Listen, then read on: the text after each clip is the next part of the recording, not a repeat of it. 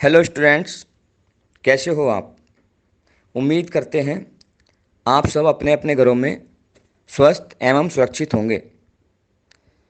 मैं राजीव, टीजीटी पीएनएचई केंद्रीय विद्यालय सिकलाइन, मेरठ कैंट मेरठ से।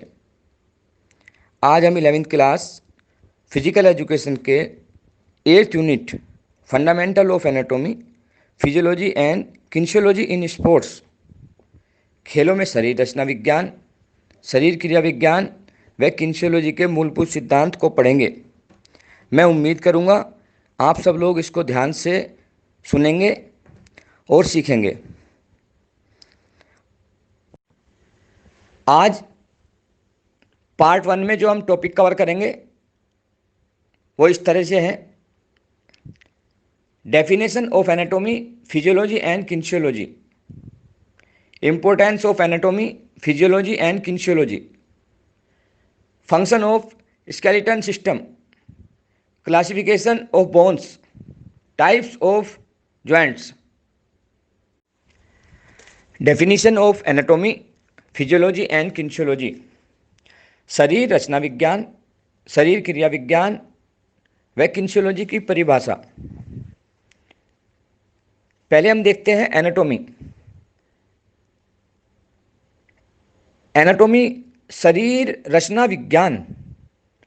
शरीर रचना विज्ञान मानव शरीर के ढांचे का अध्ययन करता है, या इसको हम इस तरीके से कह सकते हैं: मानव शरीर रचना विज्ञान में मानव शरीर के सभी अंगों की बनावट, आकार, स्वरूप, स्थिति तथा भार आदि का अध्ययन किया जाता है। फिजियोलॉजी मानव शरीर क्रिया विज्ञान। मानव शरीर क्रिया विज्ञान में मानव शरीर के सभी संस्थानों के कार्यों तथा उनके परस्पर संबंधों का अध्ययन किया जाता है, या इसको इस तरह भी कह सकते हैं: शरीर क्रिया विज्ञान को एक विज्ञान के रूप में परिभाषित किया जा सकता है जिसका संबंध मानव शरीर की क्रियाओं के अध्ययन से होता है। किन्शियोलॉजी, किन्शियोलॉजी मतलब गति का अध्ययन, या इसको भी इस तरीके से बोल सकते हैं: किन्शियोलॉजी शरीर क्रिया विज्ञान की वह शाखा है जो मानव गति के संबंध में यांत्रिकी व शरीर रचना विज्ञान का अध्ययन करती है। Importance of anatomy, physiology and kinesiology, शरीर रचना विज्ञान, शरीर क्रिया विज्ञान व किन्शियोलॉजी का खेलों में महत्व। नंबर 1, एक्सरसाइज का मानव शरीर पर क्या फर्क पड़ता है उसका अध्ययन कराती है। नंबर 2, यह एक खिलाड़ी की काम करने की क्षमता का अध्ययन कराती है। पॉइंट 3, यह खेलों में चोटों से भी बचाव कराती है। पॉइंट 4, यह खेलों की योग्यता बढ़ाने में सहायता करती है। पॉइंट 5, मानव शरीर प्रतिबंधित दवाओं से पड़ने वाले असर का अध्ययन कराती है। पॉइंट 6, शरीर रचना विज्ञान विभिन्न अंगों की संरचना की जानकारी प्रदान करता है। पॉइंट 7, यह ट्रेनिंग प्रोग्राम को तैयार करने में सहायक होता है। पॉइंट 8, खेल का चुनाव करने में भी सहायक होता है। पॉइंट 9, यह शारीरिक पुष्टि को बढ़ाने में सहायता प्रदान करता है। पॉइंट 10, खिलाड़ियों को प्राथमिक सहायता प्राप्त करने में सहायक है। नेक्स्ट टॉपिक है फंक्शन ऑफ स्केलेटन सिस्टम, अस्थि संस्थान के कार्य। नंबर 1, अस्थि संस्थान शरीर की बनावट को सुरक्षा और सहायता प्रदान करता है। अस्थि संस्थान शरीर को मेंटेन करके रखता है। नंबर 3, अस्थि संस्थान शरीर के इंटरनल ऑर्गन्स को सहायता और सुरक्षा प्रदान करता है। नंबर 4, अस्थि संस्थान शरीर के मूवमेंट को एक लीवर की तरह कार्य करने देता है। नंबर 5, यह पूरे शरीर को सुरक्षा देता है। नेक्स्ट टॉपिक है क्लासिफिकेशन ऑफ बोन्स, अस्थियों का वर्गीकरण। इसको हम 5 भागों में बांट सकते हैं। नंबर 1, लॉन्ग बोन, लंबी अस्थियां। ये अस्थियां हमारे शरीर में उत्तोलक का कार्य करती हैं, जिसका उदाहरण हम दे सकते हैं। सबसे लंबी हड्डी थाई में फीमर, टिबिया, अल्ना। ऐसे ही नंबर 2, शॉर्ट बोन्स, छोटी अस्थियां। ये छोटी अस्थियां क्यूब शेप में होती है। ये रिस्ट, कलाई और टखने में पाई जाती हैं। नंबर 3, फ्लैट बोन्स, चपटी अस्थियां। ये पतली और थोड़ी चपटी होती हैं। ये हमारे रिब्स और शोल्डर में पाई जाती हैं। नंबर 4, इरेगुलर बोन्स, अव्यवस्थित अस्थियां। ये कुछ विशेष शक्ल या आकृति की होती है। ये हमें मिलेंगी रीढ़ की हड्डी में और स्कल में। नंबर 5, सेसामाइड अस्थियां। यह अस्थियां घुटने, हाथ पैर की मांसपेशियों की टेंडोन में पाई जाती हैं।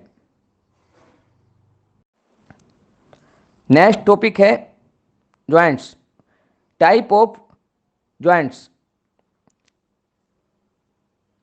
इसको हम वैसे कह सकते हैं कि जहां या प्रत्येक उस स्थान को जहां 2 अथवा 2 से अधिक अस्थियों के सर आपस में मिलते हैं, उसे जोड़ कहते हैं। इसको हम 3 भागों में बांट सकते हैं।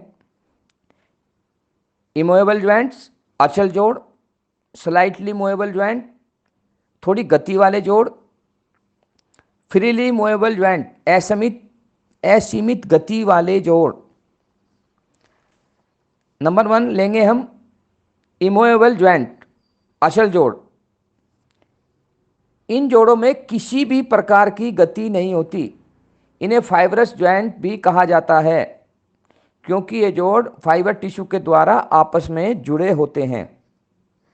इसका एग्जाम्पल हम ले सकते हैं खोपड़ी और जबड़ा।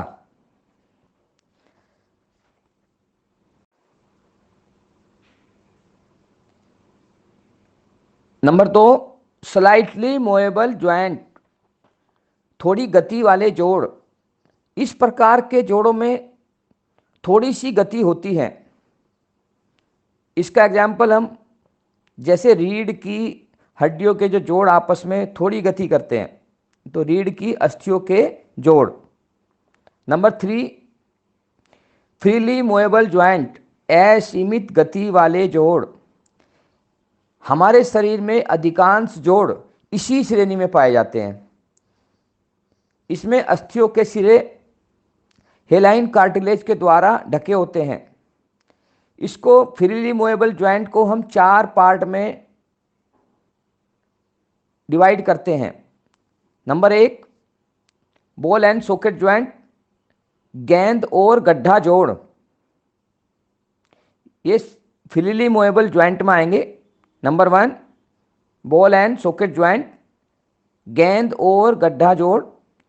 इस प्रकार के ज्वाइंट में अस्थि का एक सिरा गेंद की तरह गोल होता है तथा दूसरी अस्थि का सिरा गड्ढे या प्याले की तरह होता है। एक अस्थि का गोल भाग दूसरे अस्थि के गड्ढे में फिट हो जाता है। जैसे इसका एग्जाम्पल हम लेंगे, हमारे शोल्डर ज्वाइंट और हिप ज्वाइंट, वो आपस में एक दूसरे में फंस जाते हैं। फ्रीली मूवेबल ज्वाइंट में दूसरा पॉइंट है पिवट ज्वाइंट, कीलदार जोड़ जो एक धुरी पे घूमते हैं। यह जोड़ रीढ़ की पहली और दूसरी अस्थि एटलस और एक्सिस के बीच होता है, जिसके कारण खोपड़ी की गतिविधि होती है। इसका एग्जाम्पल हम नेक ज्वाइंट। इसका third point hinge joint. Freely movable joint में तीसरा ज्वाइंट हिंज ज्वाइंट, कब्जेदार जोड़। इस प्रकार के जोड़ों में अस्थियों के सिरे आपस में इस तरह से जुड़े होते हैं कि गति केवल एक ही हो सकती है, एक तरफ ही हो सकती है। जैसे जब हम दरवाजे को खोलते हैं तो वो एक तरफ को ही मूवमेंट करता है, पीछे की तरफ नहीं जाता, दरवाजे के कब्जे जो होते हैं। इस प्रकार के जोड़ हमारे कोहनी में, घुटने और उंगलियों में मिलते हैं। नंबर 4 ग्लाइडिंग ज्वाइंट, फिसलने वाले जोड़। इस प्रकार के जोड़ों में फिसलने वाली गति होती है। इसके एग्जाम्पल हम कलाई व टखना, कार्पस एंड टार्सस ज्वाइंट।